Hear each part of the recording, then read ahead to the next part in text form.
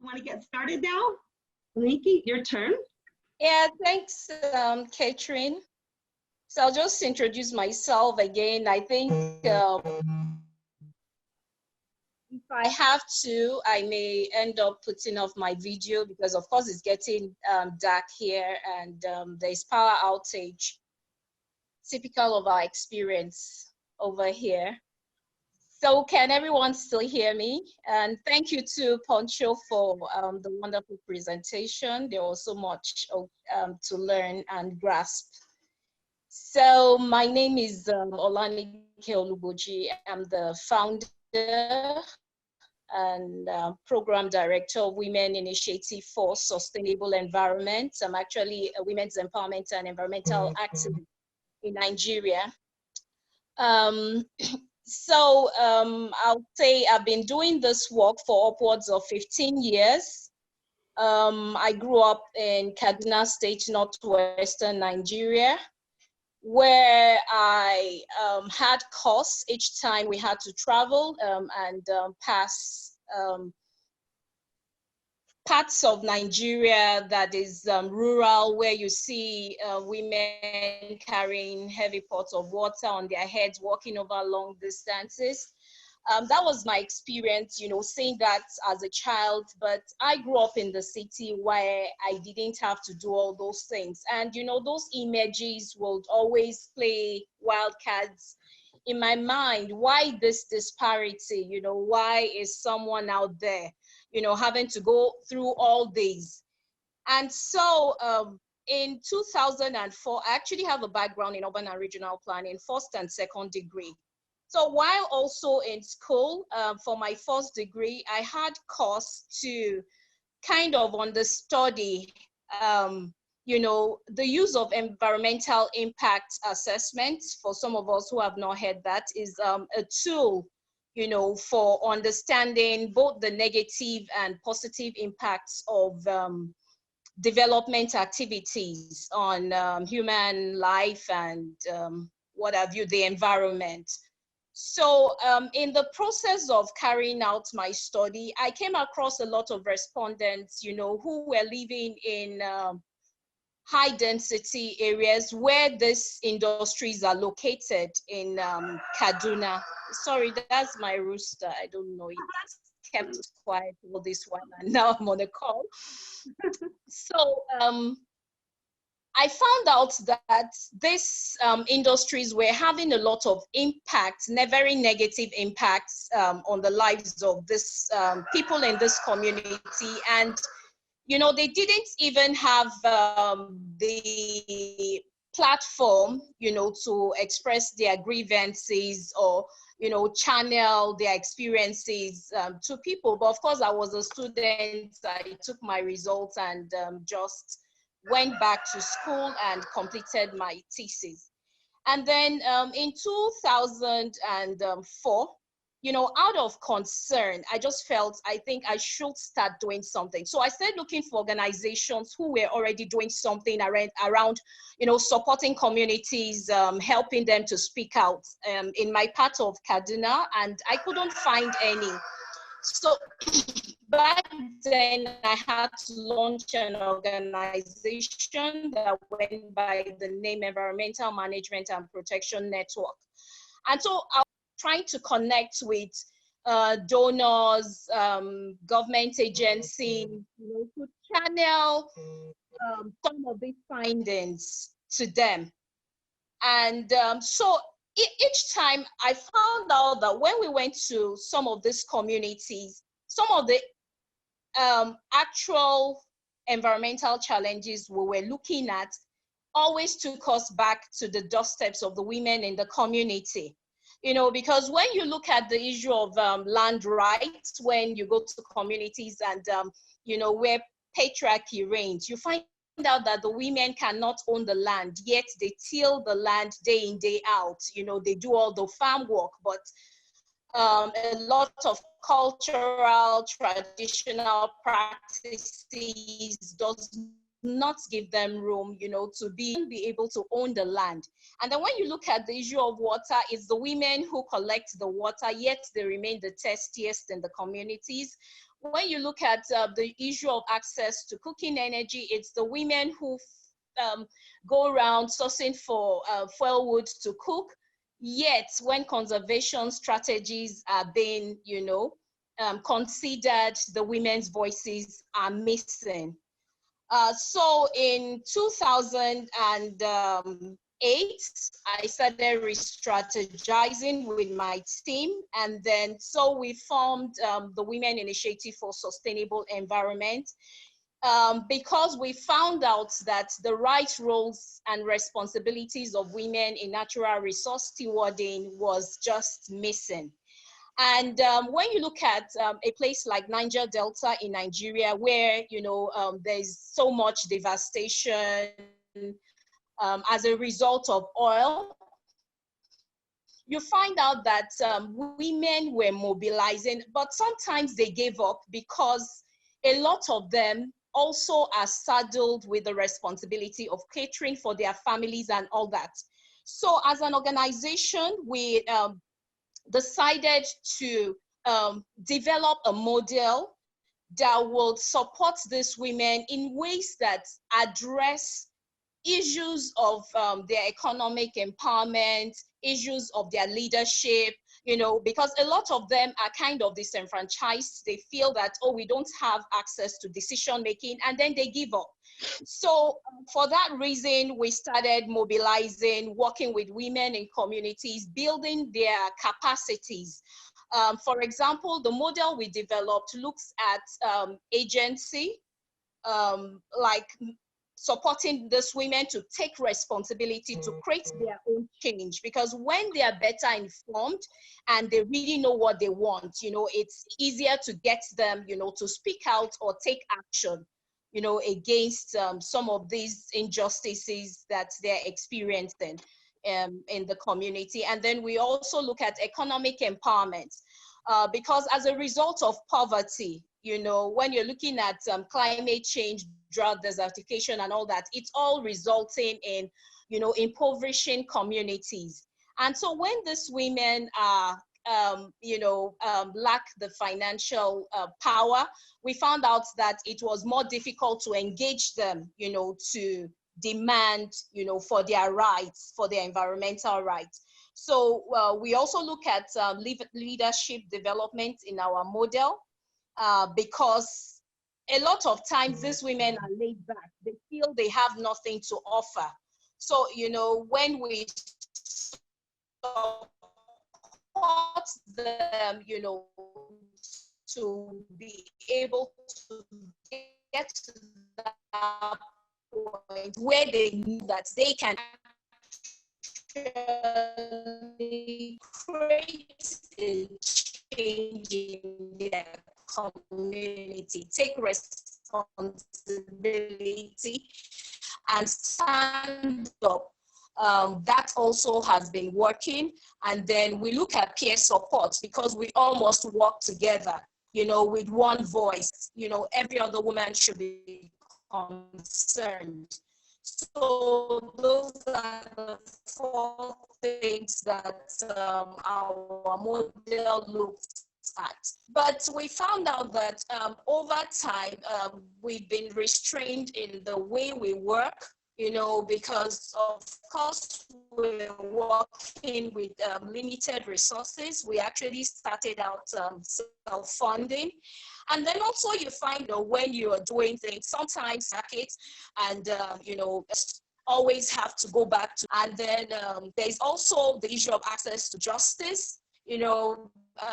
The justice system in Nigeria is such that a lot of times, even when you have issues and you take it to the courts, it can take forever.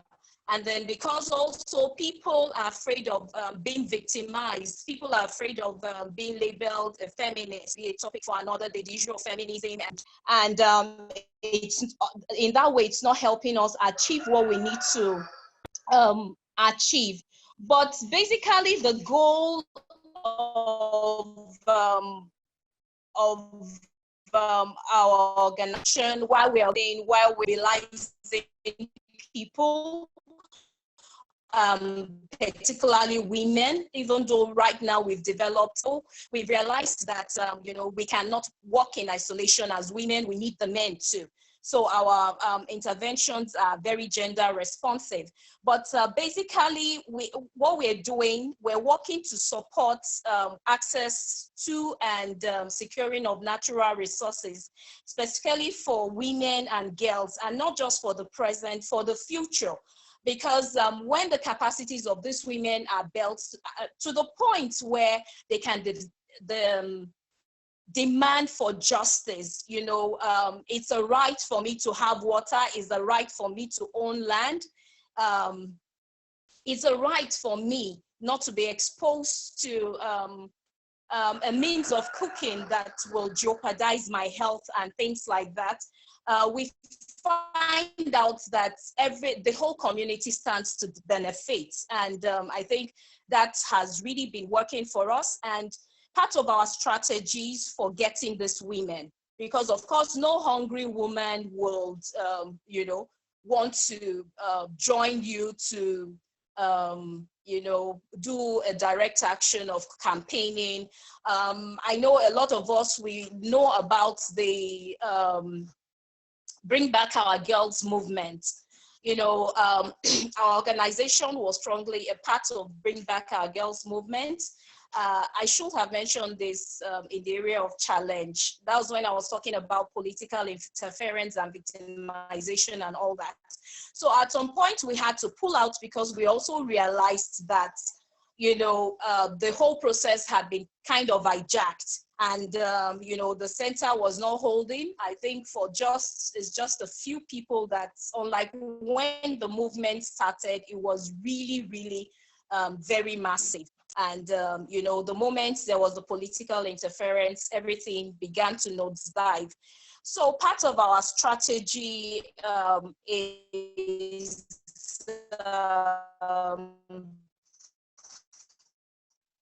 we do a lot of community planning meetings, we hold training work, digitization, because we know that when people become more informed, they will be willing, to join the cause, that you are motivating them or mobilizing them to stand up for. We do a lot of advocacy, doing advocacy across other groups who are doing other things, and then also advocating to the government, demanding for some kind of change. We use a lot of media and publicity. Right now, we're kind of redesigning our websites to become more engaging, and before now, you could find so many things about what we've done on every other person's website, but we're bringing it all up together now. And then we have, of course, leadership, education, and development. And then, part of what we're doing, of course, we need funds. So we're working with individuals, donors, and corporate organizations to drive what we're doing. And then when we're talking about media, I think maybe I'll just end with a question that has been bothering my mind when we're talking about non-violent resistance. I will just end it with that question. I hope I don't forget the question. So for media and publicity, I've talked about our websites, which we are redesigning, because for some people, they find our organization, maybe by recommendation of reference and all that. And some stumble on our very thematic website. But now, because our work is expanding, the movement we're building is expanding, we've decided to have a very, very good presence online. So I also have an online journal that has also helped our work in terms of either people finding us. We've done a lot of publications on different issues that women are facing in Nigeria as it concerns the environment. And then we've been building key relationships. We belong to quite a number of networks. We've also explored press briefings. We have media people on our team, and that helps us, you know, to get word out each time we do something or we're demanding for attention on a particular cause. We've done petitions on change.org, either initiating one ourselves or, you know, participating in what others are doing. So we have quite a number of key allies that we're working with. I know you know about IGLI. IGLI found me somehow through World Pulse, and I'm still connected with IGLI. I knew Mariam and Edna through IGLI. There's Environmental Rights Action as one of our allies. We working on issues around with ERA, that's Environmental Rights Action and Friends of the Earth. We're working on issues around just energy transition in Nigeria. And we're also part of a consultative coalition that they formed on the issue of natural renewable energy. You know, because for now in Nigeria, they're supposed to be zero energy products, but that is not the case. And so we have also, we're also a part of Council for Renewable Energy in Nigeria. But basically, we're very strategic in identifying the networks that we're a part of, because I also have concerns about, you know, how certain networks start with, you know, very good momentum, and eventually some issues, either government interference or funding, you know, kind of begins to just disintegrate the whole thing, and people lose focus. We've also just identified a new partner that we're working with on human rights issues. Oh my God, sorry, that was a call interfering. So there's also the Initiative for Equal Rights, where with the National Council for Women's Society, which is an umbrella body for women organizations in Nigeria. We're also working with World Pulse. World Pulse uses the power of digital tools and platforms to create visibility for women. So we explore all these networks for advancing the cause that we're working on. Yeah, so I'll just stop there.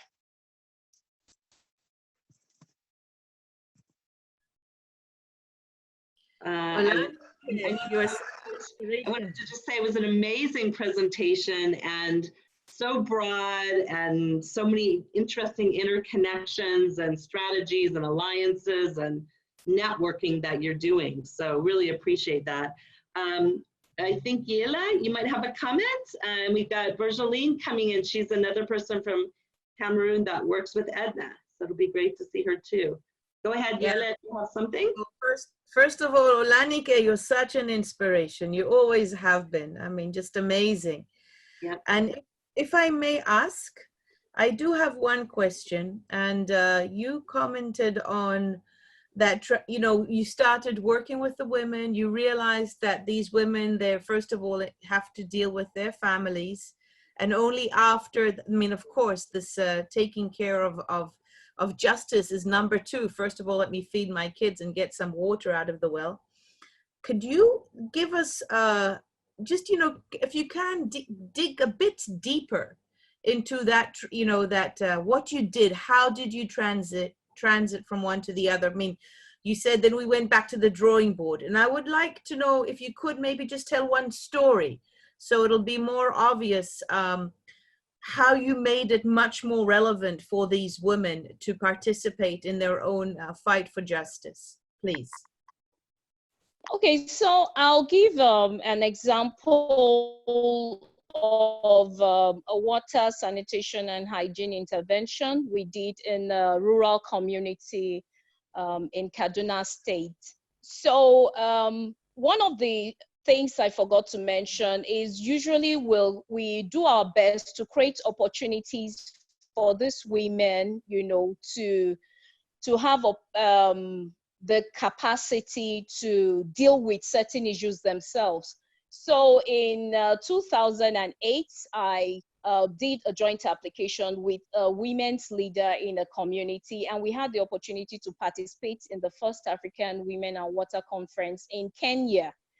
So we brought back the technology and other learnings, and we decided to step it down to the group. This group it's a national group, and it has like tens of thousands of women from the community who are part of it. But of course, within the resources that we had, we brought 30 key women from that community to the city. And then we engaged them in a training on water treatment strategies and what have you. So when those women went back to their community, they were able to build a biosand water filter, which was one of the technologies we brought back. And because of that intervention, they actually installed the biosand water filter in a community school in their native homeland, which is, of course, what we call a village here. And so it gained the attention of the community. The traditional leader of the community became interested. And because of that intervention that the women implemented in their community, the leader of the group, who is currently on the board of our organization, was integrated into the traditional council of her village, and she became the first woman, you know, who achieved that feat. I think so. That's one example that readily comes to mind. Thank you so much. Hello, I would like to know more about, well, you know, Nigeria was in, well, thank you first for the presentation. And I remember some years ago, I think we all remember that Nigeria was in the spotlight because of the kidnapping of these 500 girls from Boko Haram.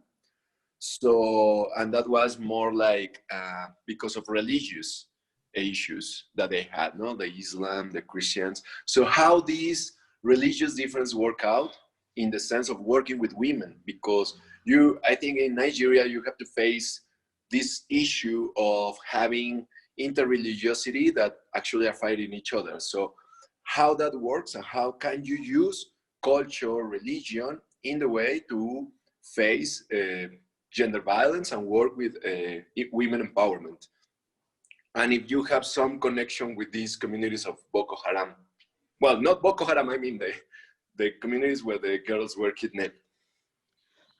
Thank you. Thank you, Poncho, for that question.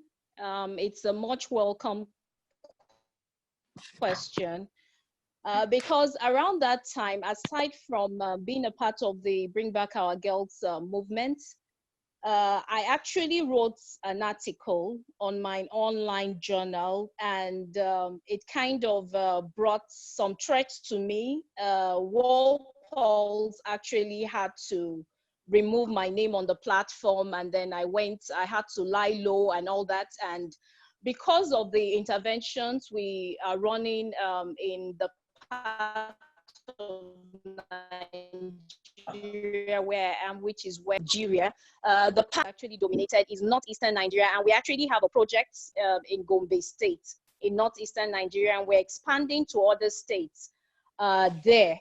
So we have our presence also in northeastern Nigeria, and then currently we are exploring a partnership with Empowerment Institute US. Actually, it's called the Empowerment Institute US, and that's how we got the model of agency empowerment integrated into our program. And so we're going to be, there's a partnership that is emerging between Empowerment Institute and Equal Access, and WISE will be facilitating and be at the lead in implementing that in Nigeria. So what we're trying to do with the agency model is to explore it for de-radicalization across northeastern Nigeria. But because of safety and security issues, we would not be implementing directly there. So we'll be pulling some key individuals like women leaders, youth leaders, you know, people working with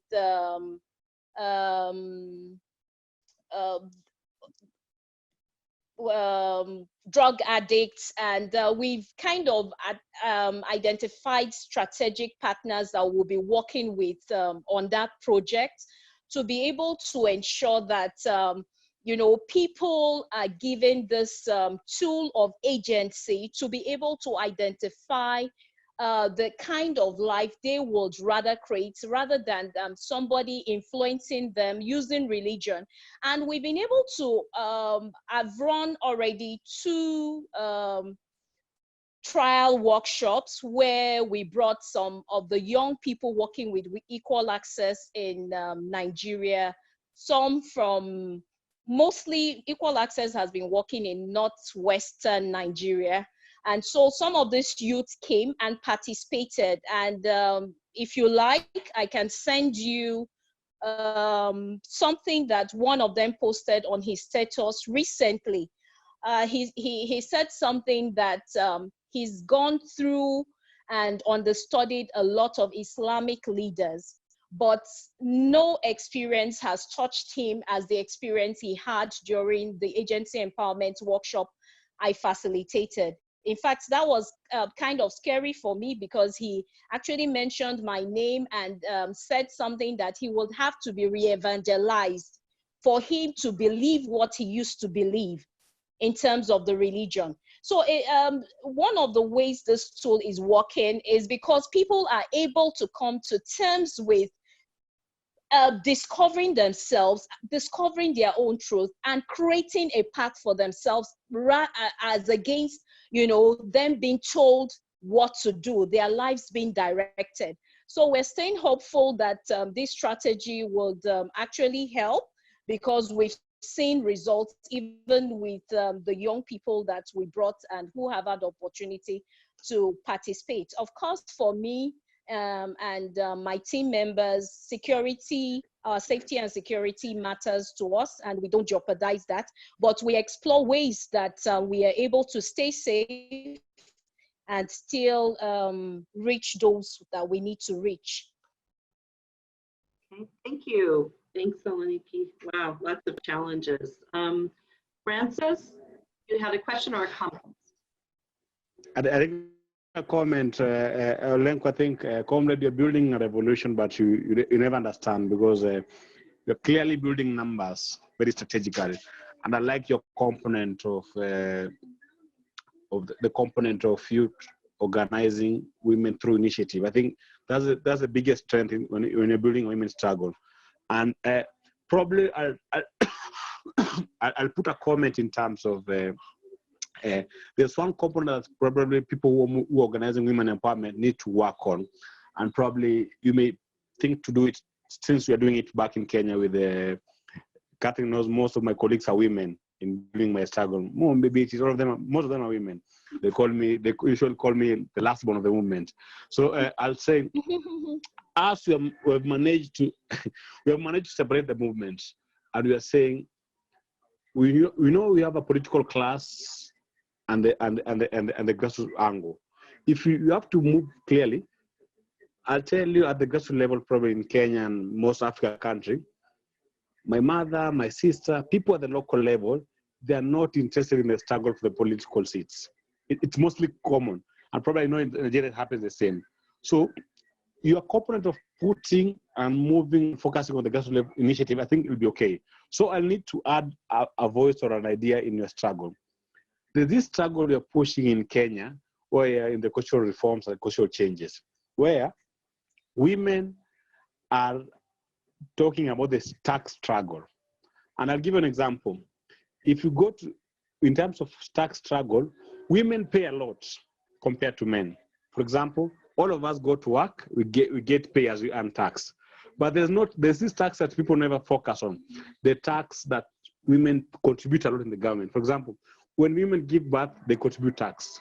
When they are buying sanitary pads, they're contributing tax. These are the taxes that women contribute, men don't contribute. So what we are saying now, we are pushing an agenda that we have a tax reduction on women specifically because they contribute a lot of money to the government, because when they're paying tax, they pay tax that men don't pay.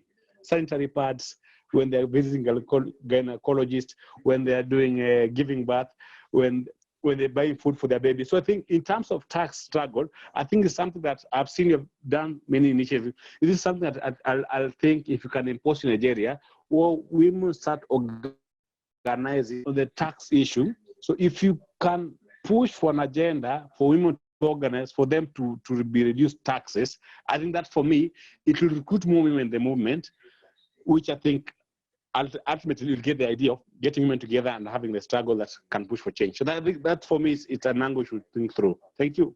So just briefly, I just want to acknowledge you, and I didn't get your name well, so that I can connect with you later and we can talk further about this. Yeah. Francis Sakwa. Yeah, Francis Sakwa. Can I'll you type my email also there. list? Okay, please, you can type your name. Or type your number if you want to, Francis. Your number or your contact information, that'd be great. So any questions for any final comments for Olanike at this point? We're about to the end of the call, and I so appreciate the amazing work that she's doing. It's talked to us, it's just so far reaching. Any final questions, comments? Olanike, would you like to make a final statement or to end? Oh, and we just have someone arriving from DRC. Can I ask a question? Sure, go ahead. Yeah. Olanike, how are you dealing with this coronavirus? What's happening because of that?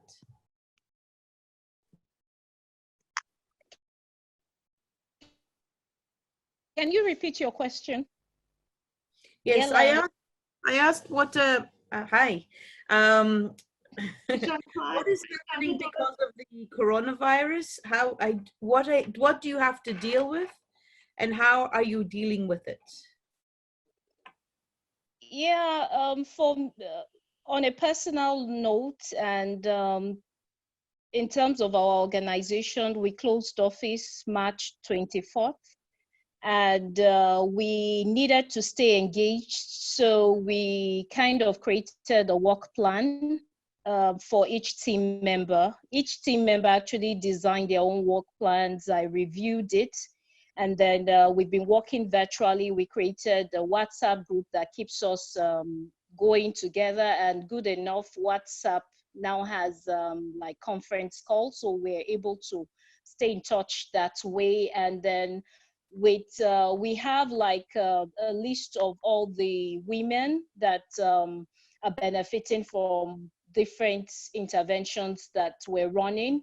And so we've been able to also use that list to keep in touch with them. And then we also got some support from a friend, my coach at the Empowerment Institute US, that helped us launch a food relief. And we've done the first aspect where we were able to reach out to 60 families. We're doubling that in the next 2 weeks, and then our partner in the US, Women's Earth Alliance, is already also exploring funding for us to be able to launch our full-scale food bank. Great, thank you. Thank you. Yeah, I would love for Jean Dedour just got on from DRC. He's in Goma, and they also are having a lot of things happening there, protests and issues with hunger and other illnesses, as well as COVID-19. Do you want to just say hello, Jean Dedour? You'll just need to unmute yourself. Yes, hello. Hello.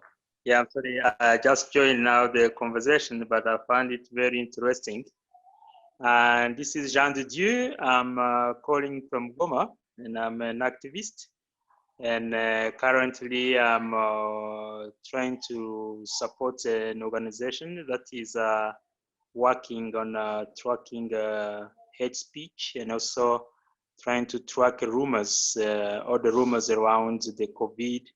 And then we're trying to work on it and use the media to counter hate speech and also counter the rumors around the COVID-19. This is what we currently are doing and working on a regular basis every day, and especially on issues which are also in the Great Lakes region between Congo, Rwanda, and also Burundi. This is what we're doing currently. Yeah. Thank you. Are you working with Lucha-san, Jandador? You're still kind of partnering but have your own focus? Yeah, with the Lucha, with the different movement, yes, we're still in connection. And then, yeah, I was part of the individual supporting the Lucha movement, and also many other movements in Goma here, because we've been supporting and providing technical support and coaching and mentoring on issues related to social justice. And currently we are still in connection with many of the members of, or the activists in the DRC, and we have different WhatsApp groups where we share different information and where we discuss over what needs to be done in terms of what is happening and currently in the DRC, especially with the government, and in terms of the response, the response of the government on the COVID, and also on the support on vulnerable groups, which is currently also missing, but also to just remind the government responsibility in terms of trying to ensure everyone or all the vulnerable groups are also taken into consideration to be supported. Although things are not coming, but we are still doing some pressure in terms of, communique which are being sent, and also reminded, and also using even the media to, raising awareness on the issue around about COVID, but also the vulnerability of the people. There are so many realities which are happening, and so many people are not aware of, and then we try to bring up all those issues, and to make sure everyone is aware of what is happening and how people are being, how people, the suffering people are going through, and which are resulting from the COVID, and how the responsibility of the government in terms of supporting these groups. So this is what we're doing with all the different movements currently. But many of the young activists are much more involved in trying to raise awareness on the COVID, because there is this issue where people are trying to, not really taking serious, issue of COVID is not taken seriously. And so many rumors, people saying this is something coming from the West, this is a disease or pandemic, just can't attract Black people, only just for white or for the rich people. And then we're trying to do what's necessary to show that, in other areas, people need to take this, people are taking it seriously, and it's not, it's also for everyone, and not only so. We need to respect the measures being taken so that we can stop,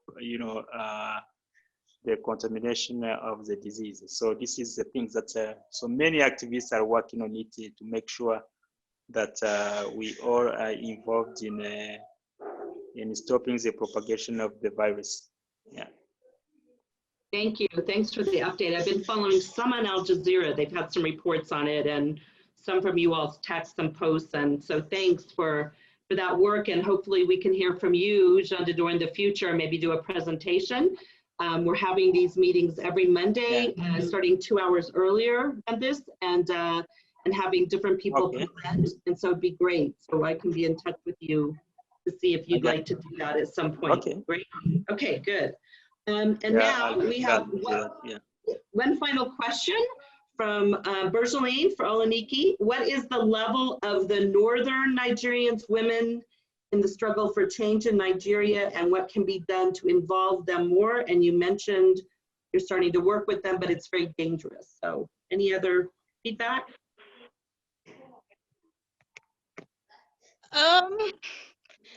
Well, I think where we are at now in terms of the number of women that we have already connected with in Gombe State, we've been very strategic in identifying the groups we'll be working with. So we're currently implementing a clean cooking intervention there. So our programs are actually strategic in terms of what we want to do to get the attention of these women. So we targeted women leaders and representatives. Some of these women have groups as many as 100, 200 under them. So once we're able to get these women groups, and we're also able to offer them the agency empowerment training, we believe that by the time they go back to step down, to their other members, the spread will continue to be able to achieve the reach that we want. Because the long-term plan we intend is to have representation in all the 36 states in Nigeria. One of the movements I forgot to mention is there's a movement called He for She, where we have a majority of women, and we did a mega rally in Nigeria at the Federal Capital Territory. I think about 2 years, tens of thousands of women to demand for certain rights as it concerns the lives of women. So WISE is already also planning something. We don't know when exactly it's going to happen, but we're looking out currently for coordinators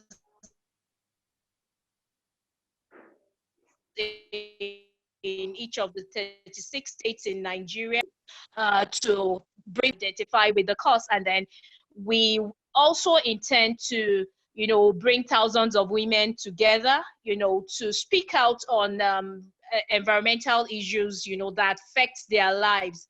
Based on funding available, we may start it, from states, and then we do a mega one across Nigeria. So it's not going to be something that would look like we're just targeting the Northeast. So, strategically, we don't want to become targets for Boko Haram too, because like I said, if you heard me when I was making my presentation, I've had, threats, not directly, but I also experienced cyber stalking and all that. And for example, if you check my Facebook page now, I'm not really too active on Facebook because I kind of got some kind of suspicious messages, emails, and things like that. So at some point, I had to just lie low and, still building trust, and we're building gradually.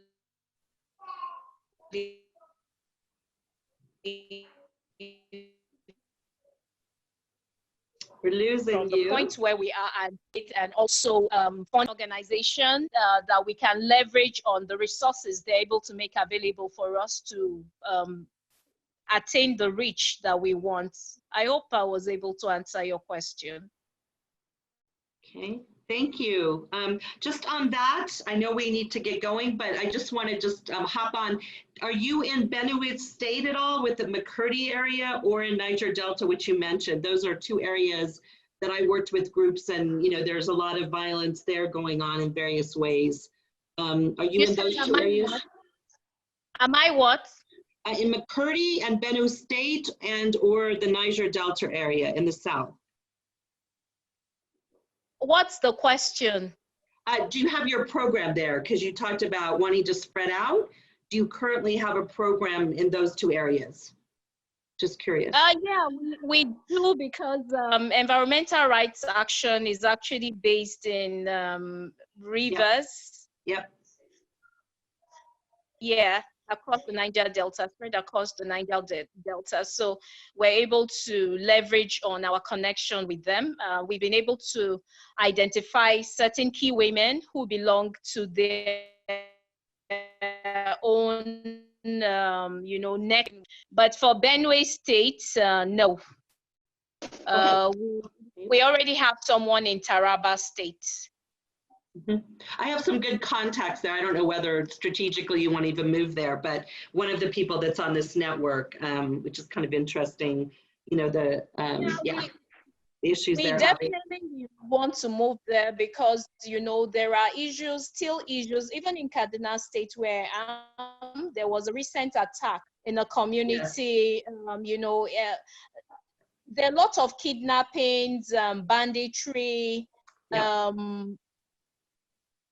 just extrajudicial killings going on in the name, and then it's covered up as farmer herders clashes, and we all know that that's not the truth, because some of these people